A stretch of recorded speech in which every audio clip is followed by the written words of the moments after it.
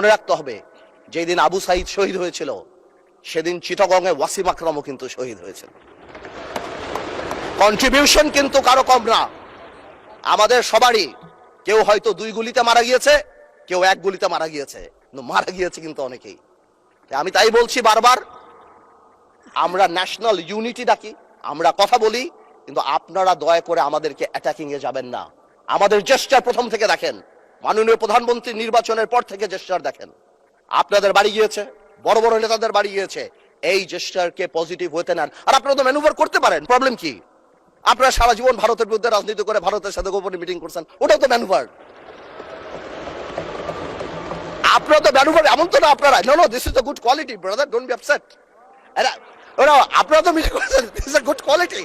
আর আপনারা সারা জীবন ইসলামের নামে রাজনীতি করে লাস্টে এসে বলছেন আমরা শরিয়া আইন চাই না। আপনারা তো ভোটের জন্য ইউ হ্যাভ ডান ইট। আজকে প্রবলেম কি? আমার কথা বলে একটু ম্যানুভার করেন।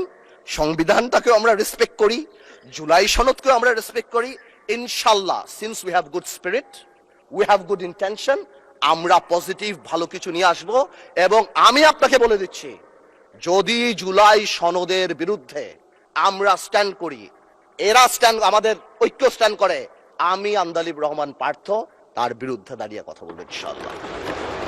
But you don't dictate us the প্রক্রিয়া, the system, how we do it. যেভাবে হবে সেভাবে আমরা করব, সংবিধানকেও রাখবো, জুলাইকেও সম্মান করব। আপনাদের সবাইকে ধন্যবাদ।